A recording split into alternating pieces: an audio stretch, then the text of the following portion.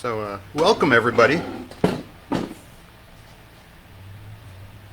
and welcome to the Fusing Factory, to our little home away from home in Fredericksburg, Texas. Here, I'm going to stand for this. So the name, apparently Facebook Live is a little bit of a misnomer. Apparently it is actually Facebook delayed 20 seconds. Which I'm finding can be a little disorienting, but just to let you know, if you do ask something, be patient. We are going to cover some really cool stuff tonight.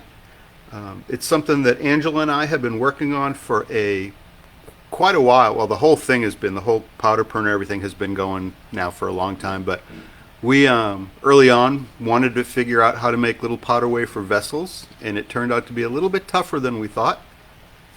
So what we're going to do tonight is we're going to take you through the whole process. And that's Angela, if you couldn't guess. And look up at the camera. No. You can't make me. No, I can't make you. The way we're going to try to work this is that I'm going to show you a bunch of stuff. Angela is sitting right across from me off camera, or will be in a minute, trying to get me to respond inappropriately. So it should make for a very entertaining, hopefully also informative, but certainly an entertaining evening. We're going to go through a bunch of stuff. This little technique, we're going to take you through from the very beginning to the very end. I'm going to show you the firing schedules, the whole thing. I'm going to do a little bit of an intro for people who don't know what powder wafers are. But the way we're going to work is that Angela is going to keep an eye on the chat. If you have questions, go ahead and type them there. And when we get to good breaking points, Angela will give me the questions and we'll do our best to answer them. Let's see. I have my notes that you can't see. So that's how this is going to work. Pretty informal. I just saw someone said, how long do you think it'll run? Could be 45 minutes, could be till early hours of the morning. No, I'm just kidding. It's probably, I'm guessing, about an hour, I think. Everything is being recorded. So we will make it available to you afterwards if you want to rewatch it, or if you have to leave, or there's a bunch of folks who can't watch, especially with the folks who are in the hurricane hit places. We hope they're okay, and it'll be available for them and everybody else as well. So with that, I want to make one quick announcement. If you have an order in with us right now for either stencils or stands or anything that includes those, we are waiting on plastic. We had a big order. It was actually our big order to get ready for the holidays, and it comes from Florida, and it was delayed because of the weather. We are expecting to have that tomorrow, and we are going to ferociously be working over the weekend and until we get caught up. But we appreciate your patience if you are waiting. And I know some folks, especially since we did the lunch with the glass artist with Larry Pyle, there's even a couple orders from them. We got most of those out. That was when we ran out, because that was a big influx. So just to let you know, it is coming. We haven't forgotten you, and we are very grateful for your patience. But everything, hopefully in the next few days, we should be caught up. So with that, let's see. I want to start out with what is a powder wafer, because not everybody knows. So I'm going to move some things out of the way.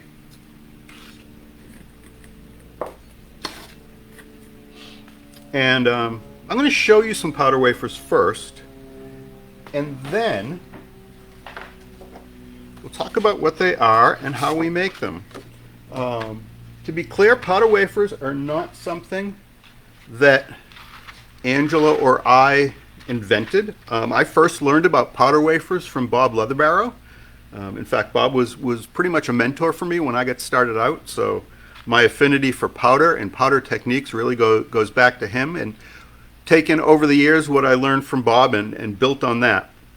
But let me show you what some powder wafers look like in case you aren't familiar. Some of you saw our spooky little friend the ghost, who obviously doesn't show up that well on white paper because he's invisible. Let's see, we've got a little trick-or-treat pumpkin. We just came off a bunch of Halloween stuff. Got a cactus. These are all powder wafers. And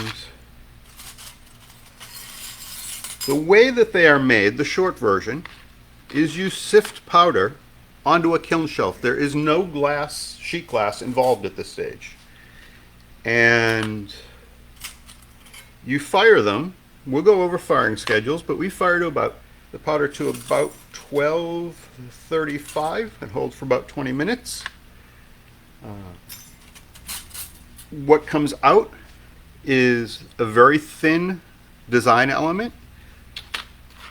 They have the consistency of a potato chip, so they sturdy enough to pick up, to handle. I'm even going to show you, we do a little cold work and clean up on them. But they will break fairly easily. In fact, one of the pieces I'm going to show you tonight, there's between the table and the demo area, I broke the edge. So here's another powder wafer. So you can see all different shapes and sizes. And then what you can do is use these a variety of ways. The most common way, historically, has been to fuse them to glass as a design element. Let me just change one thing here.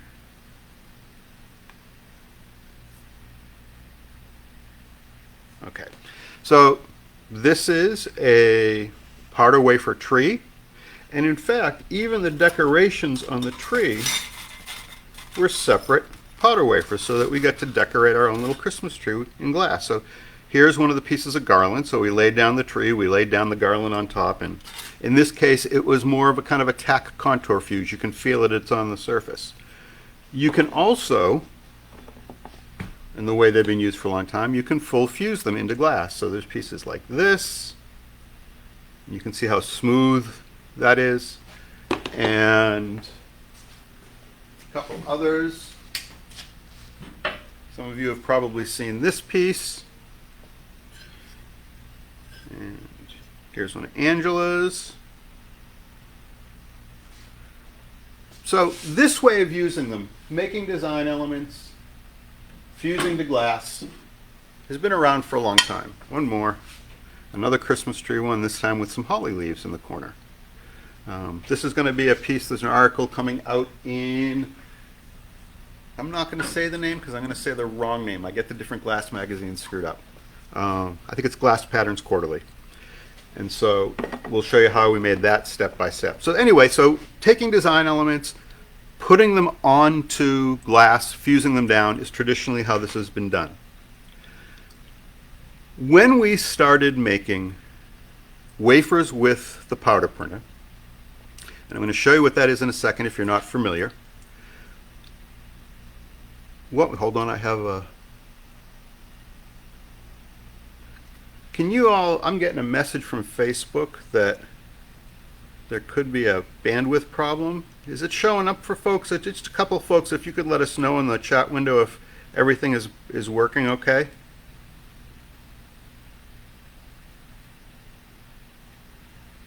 Give me 1 second.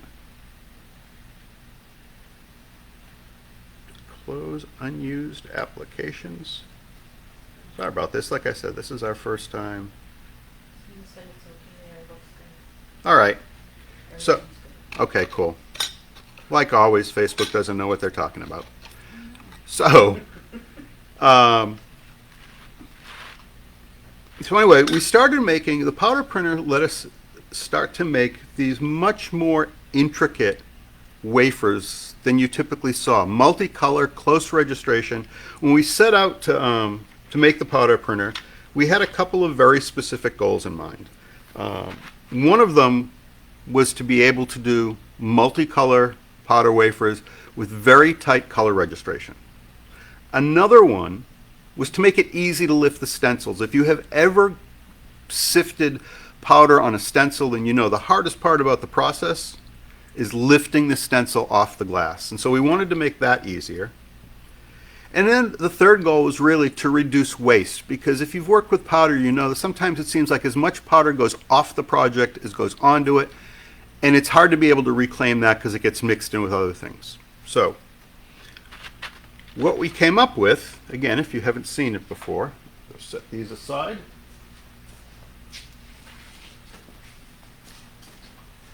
Is this handy dandy little powder printer.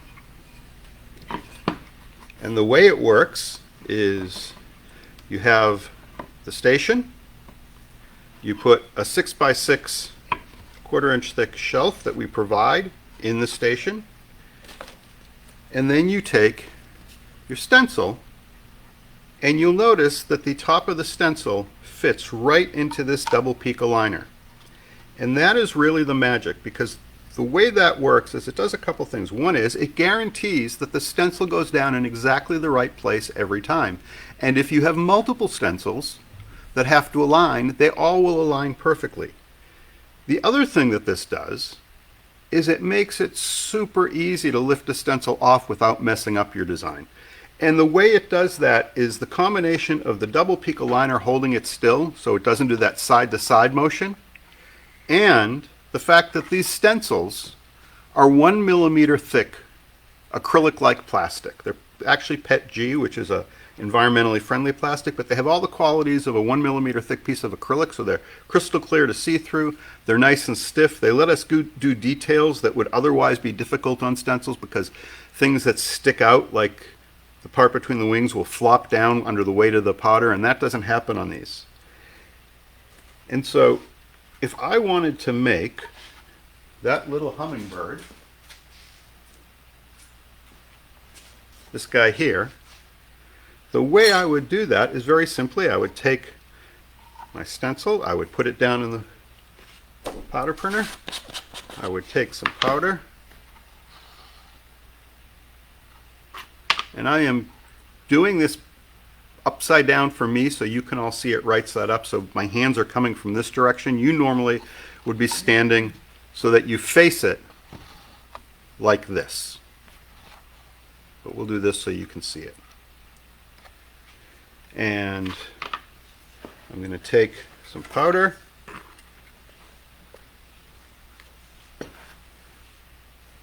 and I'm going to sift it over. And in this case, I'm just going to sift over one, but normally I would probably do all of them. The trick to sifting powder for powder wafers is to tap very gently and do lots of light coats. This is just like spray paint, where you get the best spray paint results when you do multiple light coats. Once that's done, I can come up all the way right to the edge so I can get a nice thick millimeter of powder. I lift up, take off, and you can see how perfectly that is. Even the fine details and the little V's in there. Put this in the kiln, fire it, and I will get out one of these. And one of the things you'll notice is that powder wafers shrink when you fire them. But when it shrinks, it maintains all the detail. Now I'm going to take a lot of good powder there. Nothing else has been on that stencil since it was last cleaned. I take a piece of white cardstock, tap that off, get my jar. All the excess goes in there.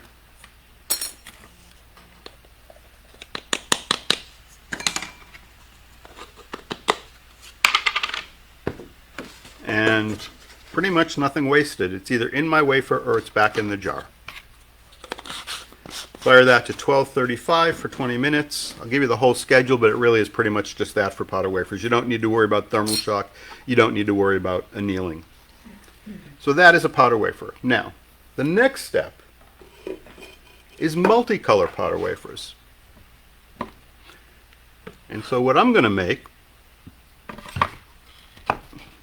are, where did my little, okay, there. I am going to make these two paws,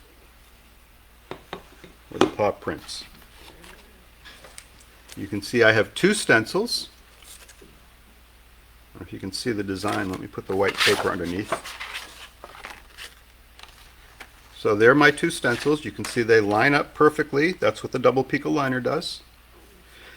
When you do multicolor stencils, you typically do them upside down. That gives you the crispest design, just like when you fuse glass. If you want to keep your design really crisp, you tend to fire it upside down. So we're going to start with the pads, the paw pads, and those are brown. I'm going to take my piece of cardboard. I'm just going to take a dry paper towel and just give it a little wipe to make sure there's no residual powder from the last color. I'm going to take some nice woodland brown. And again, make note of how I sift, because this is a lot of people, when they start doing this, they get mixed results, and a lot of times it goes back to having nice, even sifting of the right depth. So, you can see very light. I'm just barely covering, I'm not even covering it the first pass.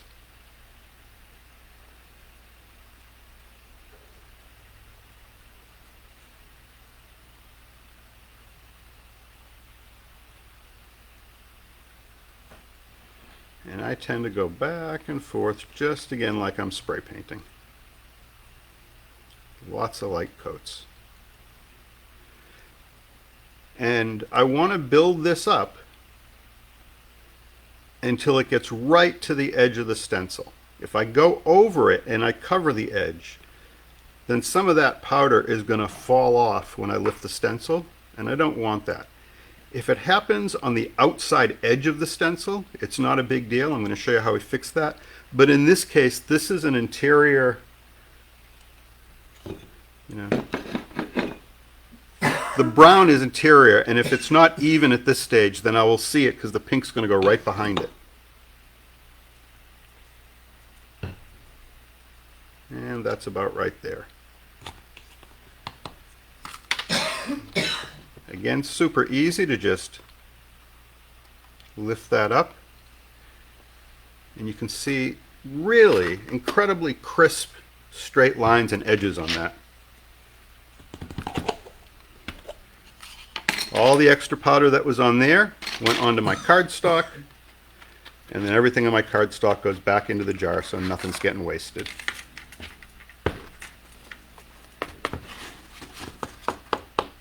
We all know that glass is expensive, Crit and powder even more so, so not throwing any out is a good thing. Put away my brown. I'm going to get out my pink, which is going to disappear into the color of the kiln wash a little bit, but you'll see it.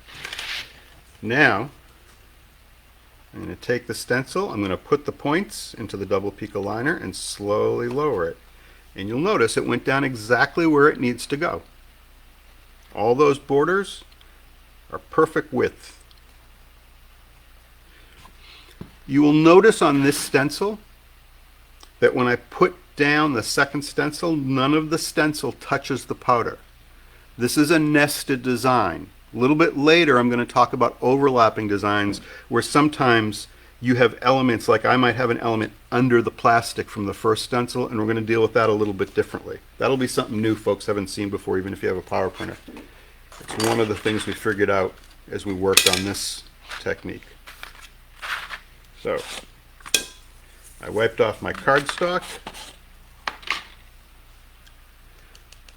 put some pink into my sifter. When you sift, it is always good to fill most of your sifter, even if you only need a little bit. A full sifter sifts more evenly. As it gets empty, it will get kind of spotty. So, I'm now going to go and repeat what I did before. Remember, I'm building face down.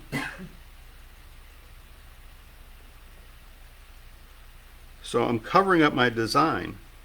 But you can probably imagine after this is fired, when I turn it over, I'm going to be able to see those brown pads just fine.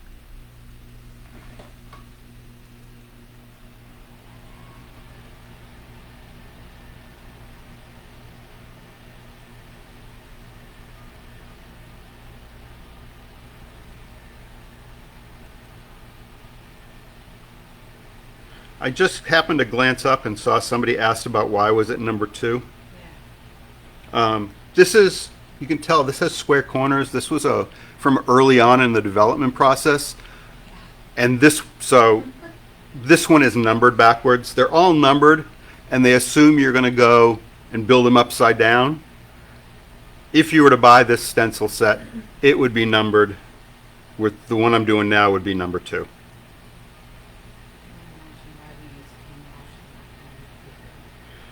So you always want to use a kiln washed or primed shelf for this. And the reason is that powder, when you fire shelf paper, it turns into this little white powdery stuff. I'm sure you've all seen it when you clean it out.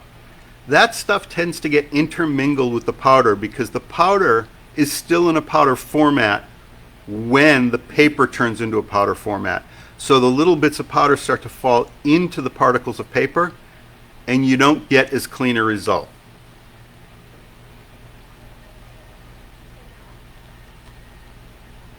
Lift that up. And that's all ready to fire. Now, as is often the case when you go to your last layer, because it tends to be the thickest, you might see around the edge, and apparently I just dumped some off my stencil, but you can see the little teeny bits sometimes that collapse. That's okay. Those are really easy to clean off after the powder wafer fires. As a general rule, you never want to fix this as loose powder on the shelf. Resist the urge to get out a brush, to push things back together, because you end up, one, almost always making it worse. But even if you're successful, there's a pretty good chance you're going to push shelf primer into the powder, and you don't want to do that. So that would go into the kiln. To the height of the sifter or to the stencil? Yeah, I sift it. So the question is, how high do you sift the powder? And at this point, what I'm doing is I am going right to the edge of the cutout in the stencil. As close to that as I can get without covering it up is the best results. What size sifter are you using? The sifter I am using is a standard bullseye sifter, and I don't know for sure, but I believe it is 100 mesh. But I'm not sure exactly what it is. I just know it's perfect. I have bought a bunch of other sifters over time trying to find other alternatives, and I'm pretty sure this started its life not as a powder sifter but as a tea strainer.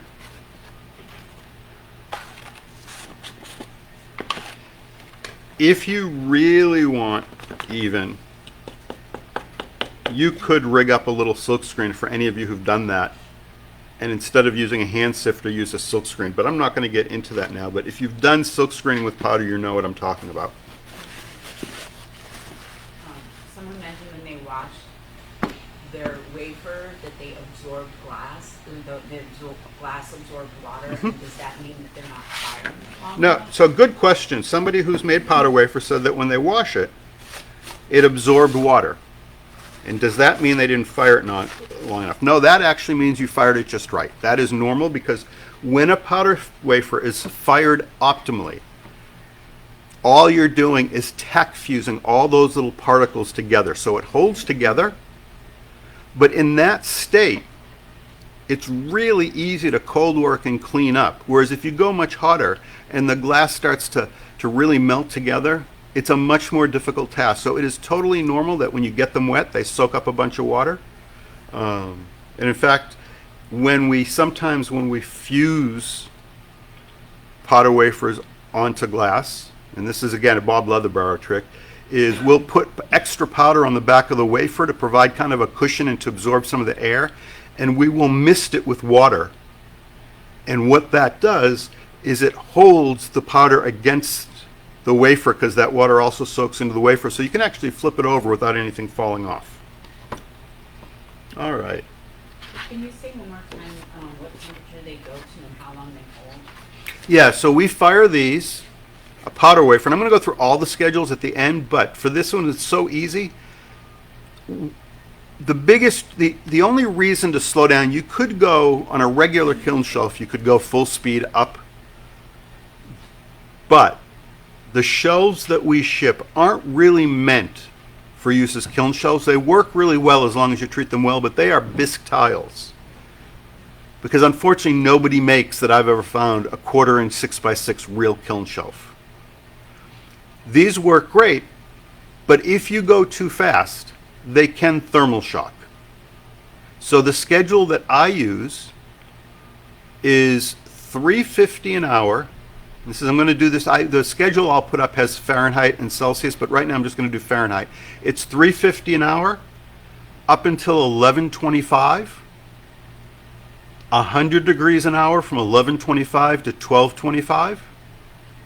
I'm sorry, to 12:35. Hold for 20 minutes and turn off the kiln. You don't need to anneal these because they're so thin. Now, powder wafers are very sensitive to temperature. So the first thing you're going to want to do when you start making powder wafers, figure out what's the right temperature for your kiln. The goal is you want everything to be relatively sturdy, but you don't want the corners and edges to start to gloss up, which will happen if you overfire or you go a little too long. So you're probably going to have to do some tests to get the optimal temperature for your kiln. You put them on kiln furniture or on a bigger kiln shelf? I always put them right on another kiln shelf. The question was, do you put them right on do you put the little shelves on the kiln shelf, or do you put them on furniture? I throw them right on the shelf. All right, so let's see. Real quick, what I want to do is show you. This is our website, and just to give you an idea, we have over 130 designs right now. And, oh, wrong cursor, hold on.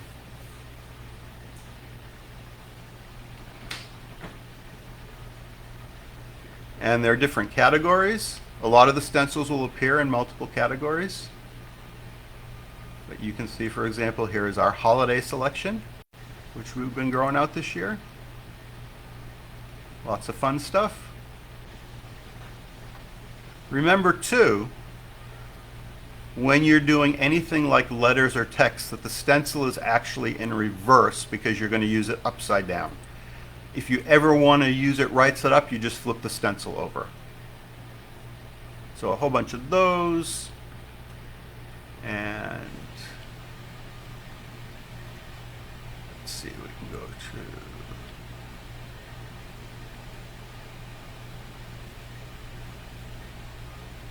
let's see what else. So let's take a quick look at Garden and Nature is one of the better categories because everybody loves plants and leaves and butterflies and hummingbirds. So all kinds of things. The Christmas tree is just a fir tree until you decorate it. The stencils are all priced based on how many sheets are in each stencil set.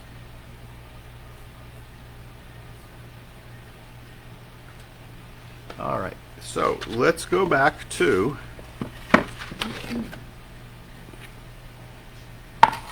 let's make one of these. This is one of the new mandalas that is coming out this weekend. And it starts with a 4 stencil set to make the design. And we're going to do that right now.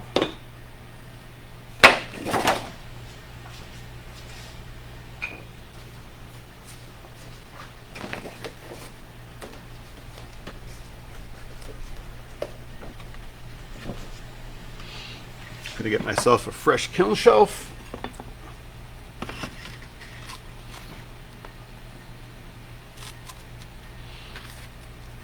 And sure, this is my first one, my second one, my third one, and then my fourth one to tie it all together.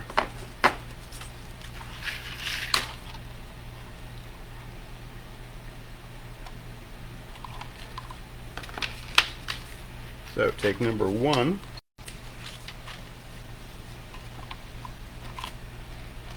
Make sure it's snug back in the aligner. And I'm going to start with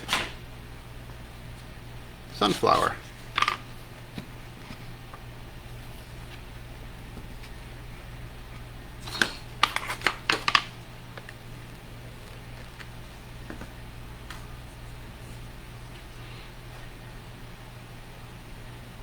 Light sifts, back and forth.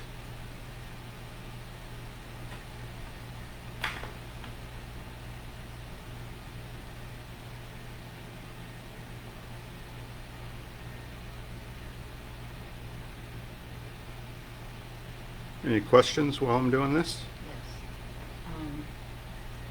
How can you correct if there's loose powder on top of the wafer after firing? Like, so the hand What? if you fire something and there's somewhere you don't want it. Yeah, so sometimes, and this you'll see black, there's always little specks of powder that get where you don't want them that float through the air. Most of the time you don't see them, but some colors, especially black, seems like whenever you use black, everything has little black speckles on it. I will show you later. You can actually hand pad the powder wafer, the top of the powder wafer. It's kind of like lapping a piece of glass, but it's pretty cool that you can do it. You would think that it would break, but it doesn't. And you can kind of scrub off anything right on the surface that you don't like. Okay, here's a good question. Can you mix mica with clear powder to get sparkle in the wafer? Will that work? So the question is, can you mix mica with powder? Specifically, the question was clear powder to get sparkle. You can mix mica with powder, but there's a couple of caveats with that. First is that mica is a separator. It doesn't melt. So if you get too much mica, then your glass will crumble. It's like mixing kiln washing. So you never want more than, from my experience, at absolute most about 25%. The other thing is, mica generally sparkles the most when the surface of the mica faces the air. It loses some of the sparkle when it's capped with glass. So the only sparkle you really get is going to be the mica that ended up right on top.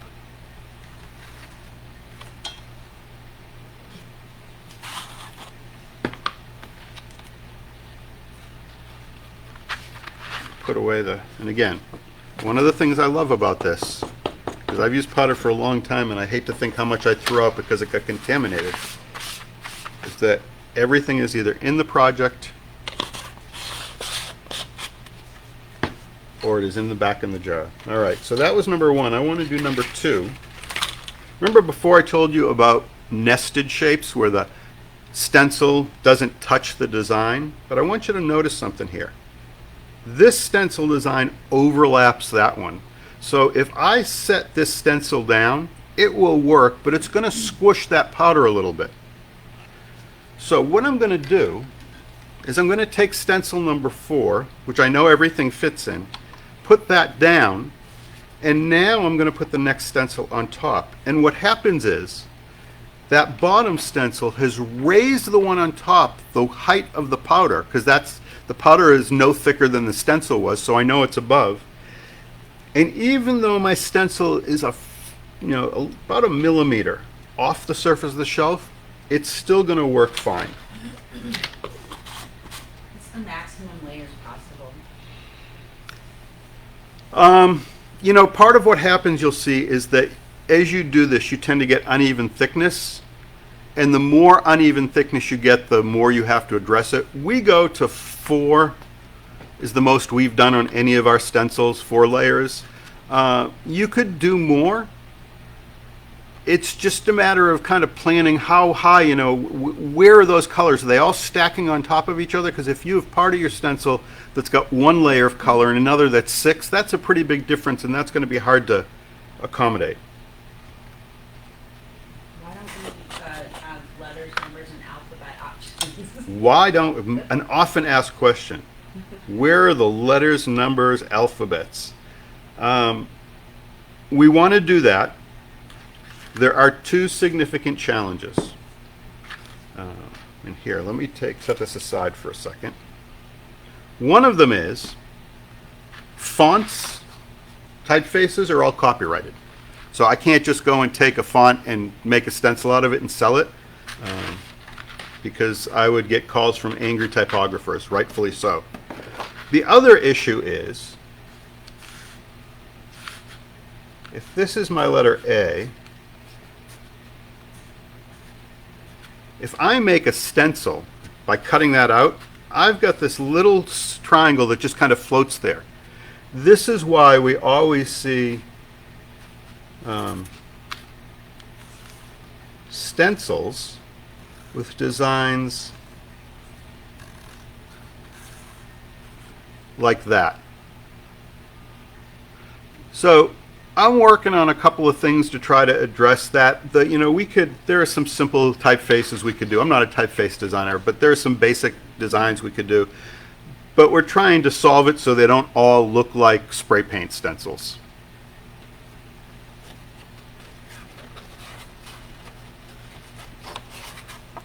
All right, back to our mandala.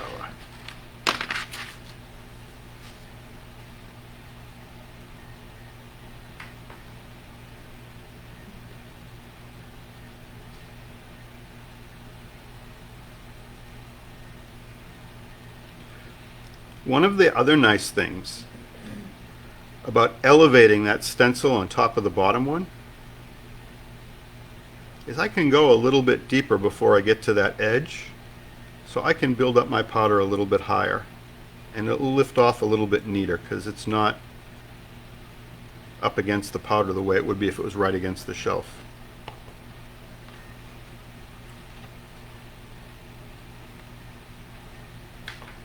Isn't that pretty?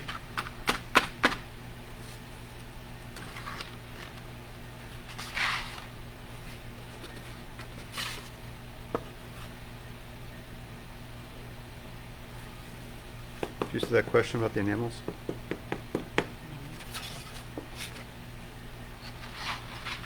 So somebody asked if you can paint on wafers with enamels.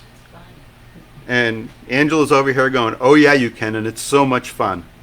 You can absolutely paint on wafers to individualize them, to add details.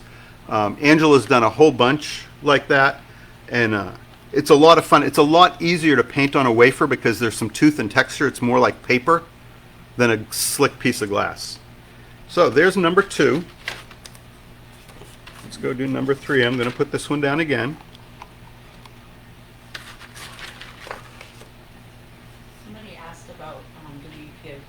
Suggestions and directions, but I use the chart and the color wheel. Yeah. So the question was, do we give color suggestions? We really don't, but here are your friends. If you don't already have this, if you use System 96 or Oceanside, they have an equivalent chart. This is the reactive potential of glass. Powders react really intensely, so you want to be careful with reactive combinations. But if you're having a hard time with colors, my first suggestion is take Richard Parrish's color theory class. It is one of the best classes out there. It's phenomenal. If you're intimidated by the idea of a color theory class, Richard has distilled this down into clear and, most importantly, really useful information. It's not a lot of abstract theory. It's how do you make projects, how do you pick colors. But learn to use a color wheel.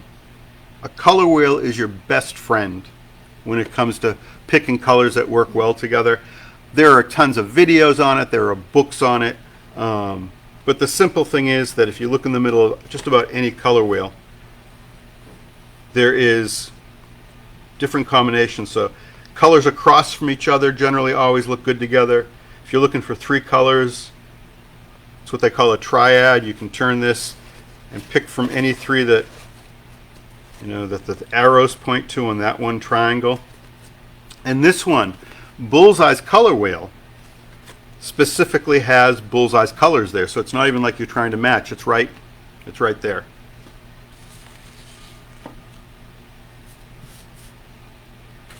Somebody wants to know where this will be posted. I am not sure where this will be. Again, this is the first time we've done this. I know it's saved, and I'm also recording it.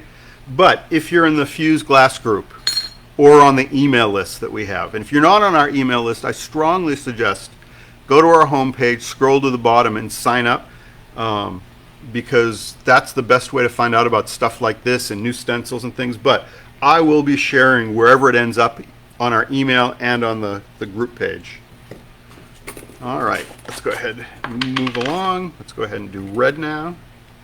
So again, this is a 4-color.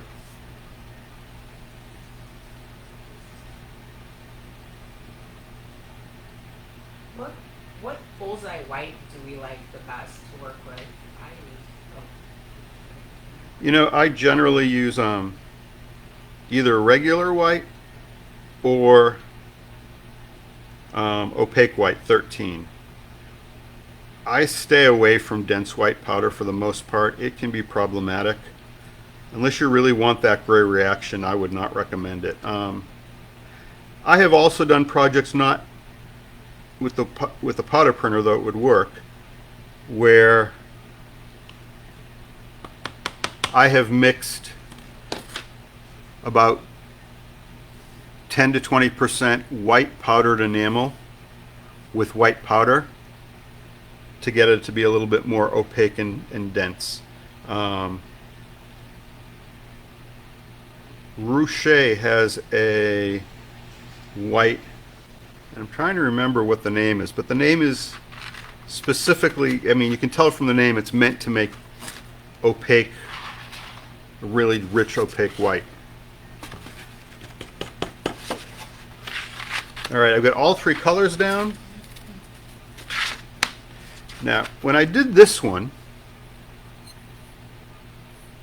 you're going to see the back layer was white, and it's got that little white rim around it. It actually came out better than I expected, but when I redid this, I decided I didn't want that. So for the final layer, I'm going to use plum.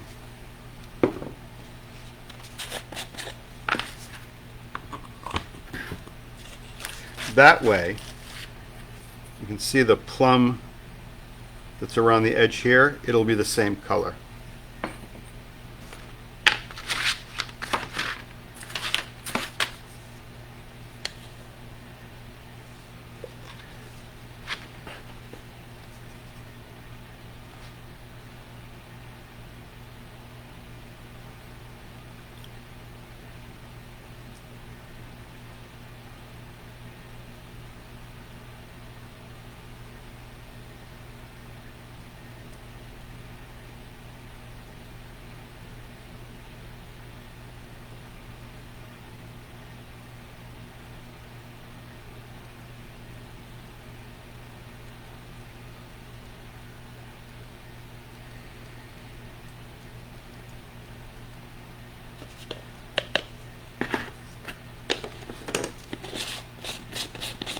The last one.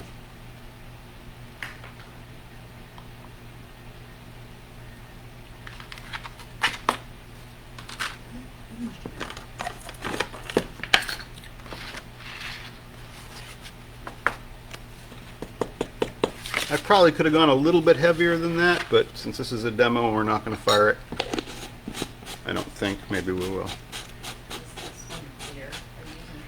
Nope, that was plum. All of these have been opaque colors. I recommend you start with opaque. Opaque are easier to work with for powder wafers, but transparents absolutely have a place. So that goes in the kiln. Some of you may remember demos from back when I was at Helios that I had my magic kiln, which was a box with a light bulb in it. And I would put something in the magic kiln, and lo and behold, out comes the finished. Here's that wafer all fired.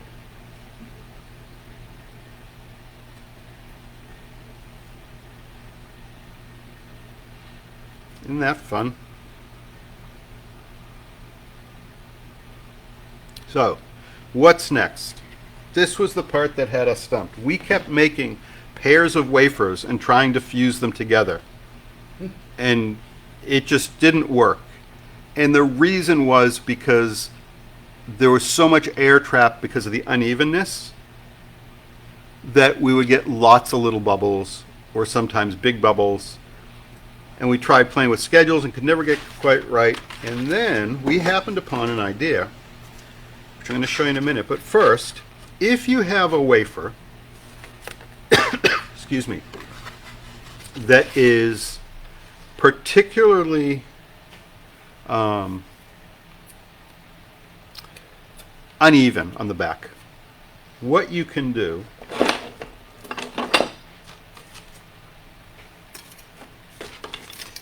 hold on one second.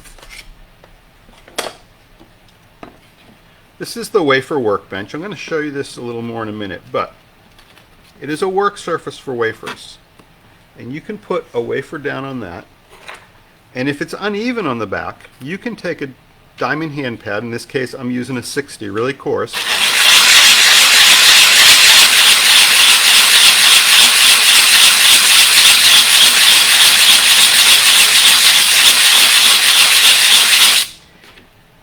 And you can see the powder coming up as I start to flatten this out. So the question before was, how many stencils can you go? Well, you could probably go a whole lot more than 4, but you're probably going to want to add more time for this step to kind of lap it back down so that it's not crazy uneven thickness. So if I have a wafer that's really uneven, I don't have to be perfectly flat. I'll take a few minutes.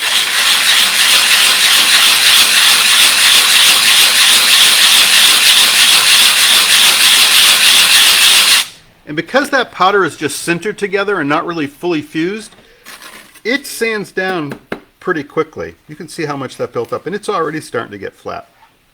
Now the other thing is, you can see, I'm going to lift this up. I don't know if you can see. Let me put some white behind it. This one came out pretty good, but can you all see the little bits of unevenness there? A lot of times the edge will be a little rough. Most of the time, the edge will be a little bit rough. Uneven in color or doesn't sit flat? What was that?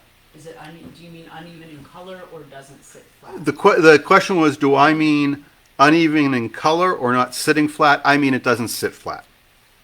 And also, can you put clear as a separator to avoid reactions? You can. You just need to have enough.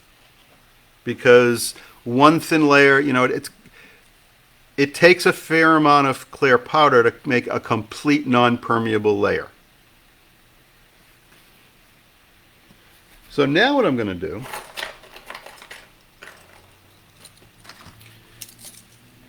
is, I've got a bunch of these little diamond files.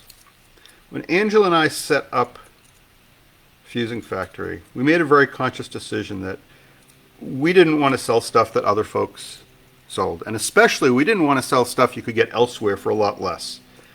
So, when we looked at these files, the truth is you can buy a set of like 10 of these on Amazon for like $10. And they work great. And we could never compete with that. And we would not feel good about ourselves selling you the same set for 20. So, when you go to the page for the Wafer Workbench, there is a link to Amazon for these files, and we recommend you get those or similar ones. There's a whole bunch of different ones. So here's the workbench, and what all I need to do is, and I know you really can't see with the camera that well, but let me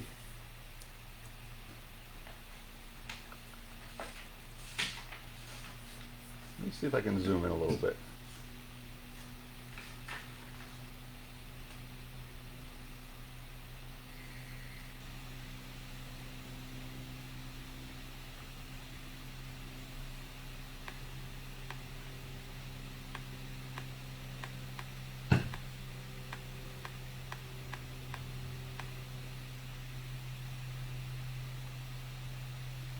I'm not sure if it can focus there or not.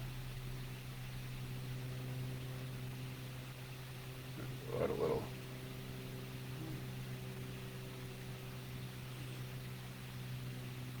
There we go. So, I don't know if you can see. Yeah, you can see that there. Can you see? Right here. See that little extra stuff? This is the powder that collapses.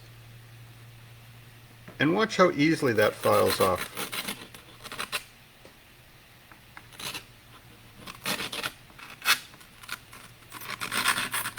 A lot of times it just comes right off, even when it's uneven. You know, so the wafer workbench is really, it's got all these different holes because sometimes you've got shapes where there's a sharp V and you want to support the wafer as much as possible. You notice I was able to press down really hard on that diamond hand pad because, let's see, because it was against the flat surface. So you can see here where it's really uneven, and I just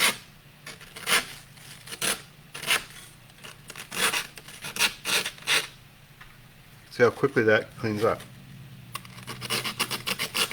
When you're using the hand pad, will it make the next layer of color show through? It can. It depends how thick things are.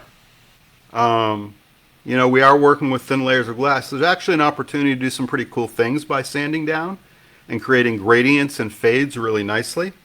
But that's a valid question. It's going to depend how thick it is and how much you sand it down and how opaque the color is. So there's some more. You can see there's that little extra edge stuff.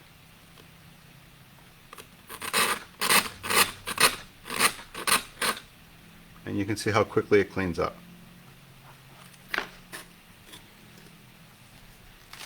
So what we're going to do now, let's say I'm not going to finish cleaning up, but let's say I finish cleaning this up. I am going to go back, grab another shelf.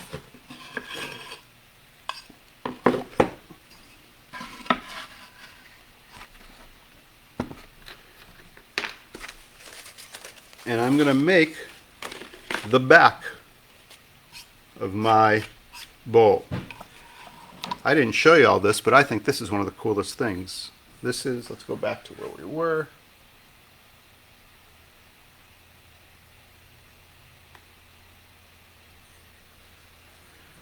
Here's the front.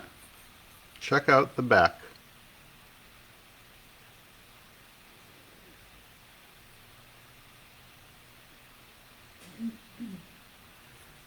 It's kind of incredible to me. I can make a piece of glass that's a millimeter thick and have completely different designs on both sides.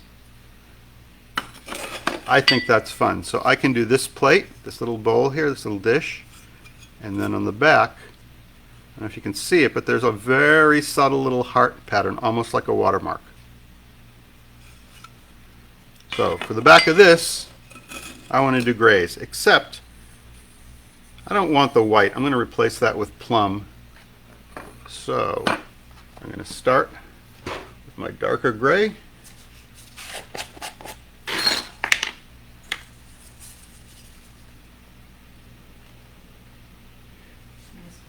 Yeah. If I'm getting bleeding in my designs, is it because my powder is too thick? If you're getting bleeding in your designs, it's because your powder is too thin.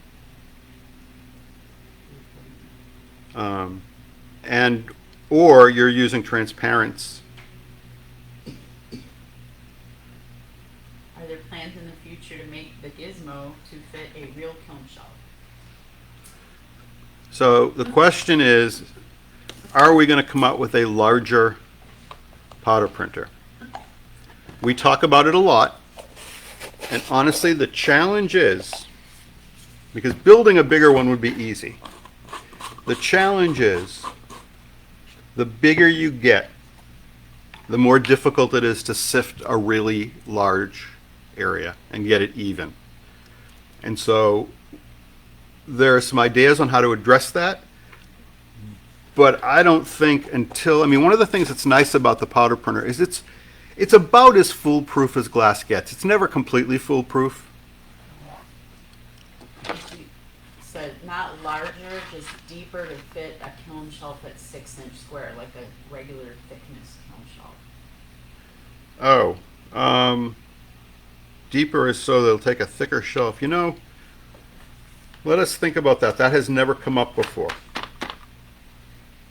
So we will make note of that. Are these bowls 2 millimeters thick? Nope, the bowls are only 1 millimeter thick. They really do feel just like fine china. It's pretty cool.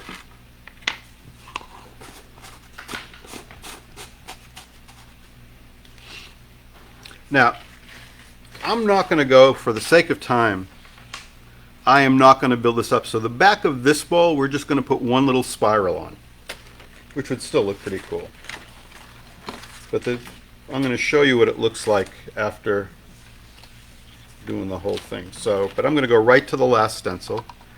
And you know, and this is one of the cool things about this system. We provide stencils in kind of predetermine these sets, these ways of arrangement, but there is nothing that says you can't mix and match, use different combinations. The edges of this were chipped because they're a little too thin, but this is a completely different design made with 2 of those 4 stencils. And then I used a circle shape for the background instead of this scalloped. So there's lots of opportunity to mix and match. You know, we make a leopard skin pattern. Well, we also make a circle.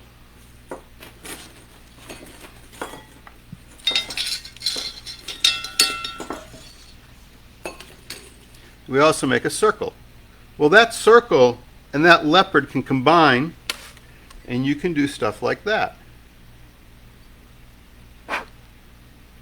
And there was no, other than the base glass had to be cut circle, but the powder wafer was made as a circle. So there are endless ways to mix and match. You know, we make a honeycomb pattern, and we make a heart shape. And wouldn't that look really cute with a little bee on it? Well, Will you be posting the slumping schedule? yeah, the schedules for all of this, all 4 steps. So I would go ahead now, and I'm going to take and put my background on. And I'm going to do, let's go ahead and do pink this time.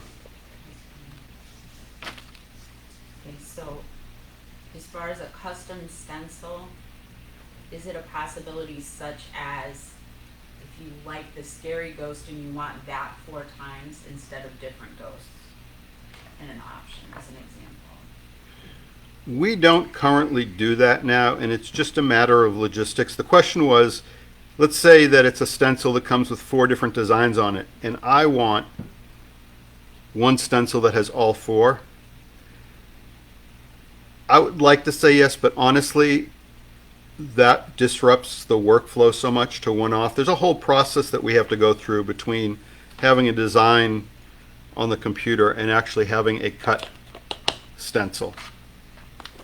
So probably not going to be doing that. But you should still tell us you want that, because if multiple people say, hey, I really wish you had this, then we may just throw it in the store.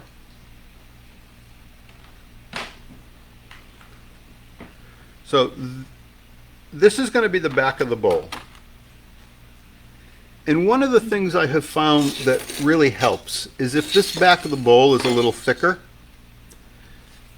And the way I do that without messing up my stencil is I'm going to take my square. Every powder printer comes with a square that is the full size of the largest stencil. It's 5.5 inches square. And if I take that, put it down after I sift the powder, and now put this there, I can now continue to sift up higher and make this thicker.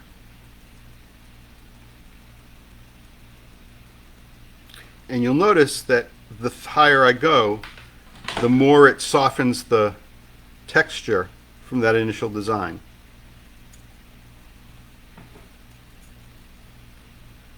So now I'm going to call that done. I still have pretty crisp edges. I'm going to fire this, but I'm going to do it first by taking this. Now I would have taken this wafer and finished cleaning it up, which I didn't do, but you all understand that step. And this is how we do the two layers. One of them is pre-fired, one of them is loose powder. And we set that down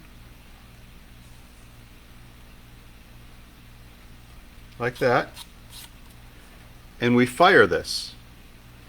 And when we do that, we don't have all those problems we had when we tried to fire two wafers together. And what you end up with is something that looks like this. There is the original wafer that went on top. There is the design that was in back. Now I need to clean this up. I can do it with the files, but I can also, this is sturdy enough now, that I can get my Dremel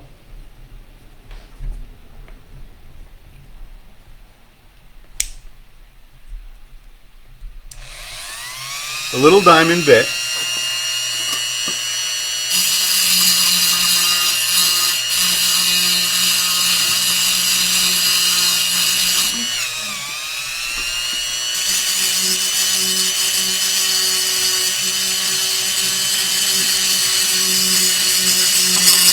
and you can see where I have taken back that white that was sticking out right there. I have ground it back to the wafer. And I can hold it, or really what I can do ideally, set it on the station, and it's a lot easier because I have less concern about breaking it in the air.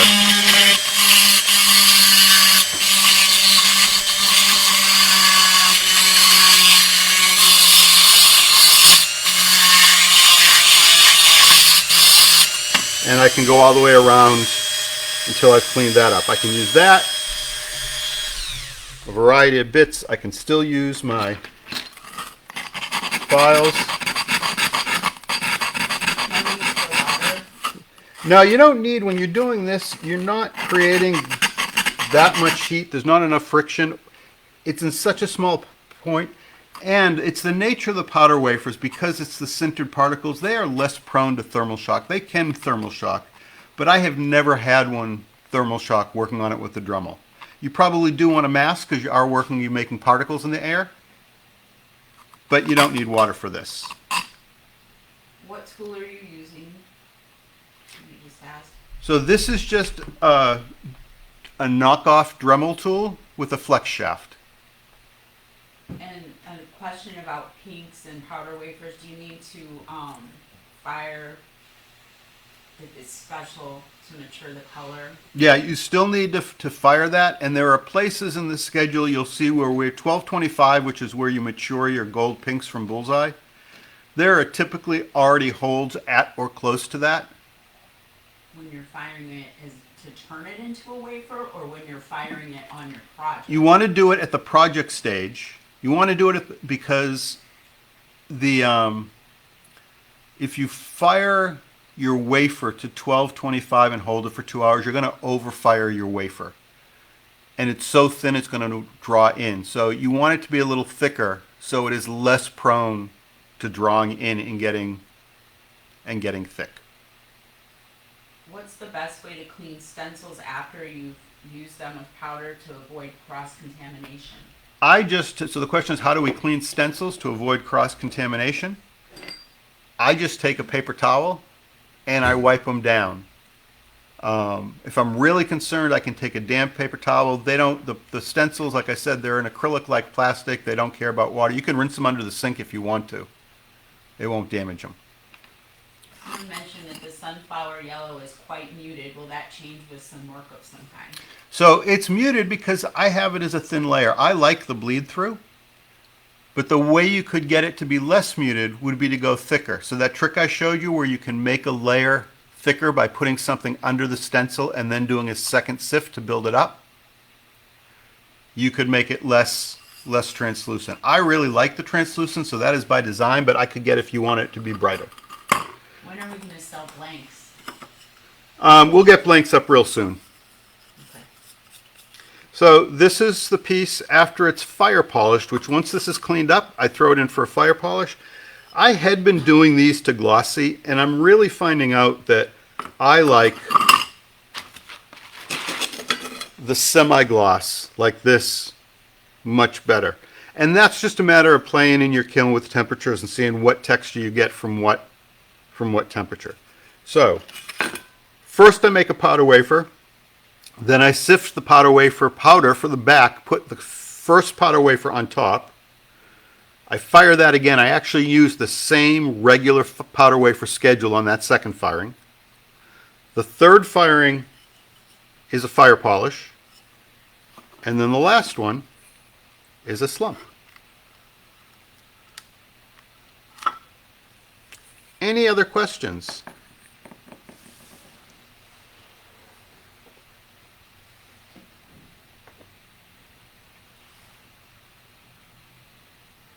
So, like I said, we are going to be releasing 8 new mandalas this Saturday, including the one I showed you tonight, including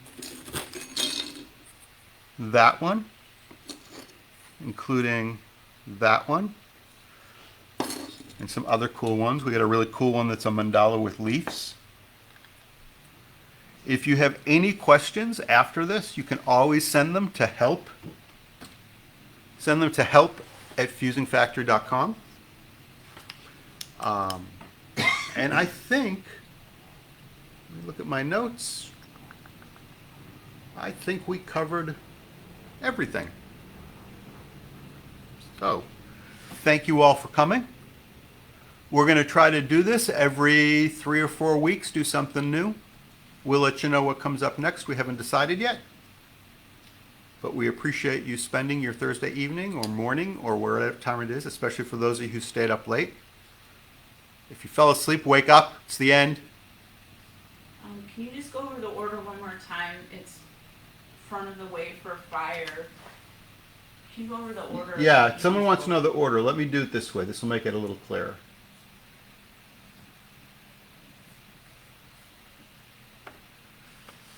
I will post these, but this way it'll be in the video. Here are the schedules.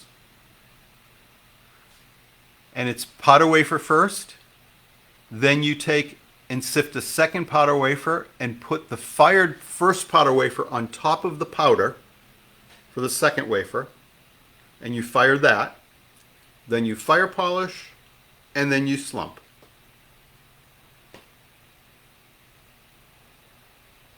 And I'll leave that up on the screen for a little while.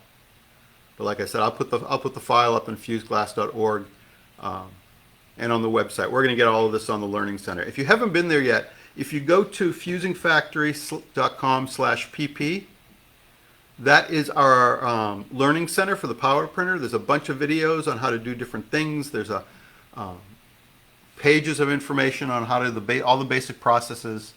So, and then again, we're always here. Just help@fusingfactory.com. We are glad to answer your questions. I will go through, if I can, the questions that we didn't get to. And maybe I'll make a post in the group that has a bunch of questions and answers.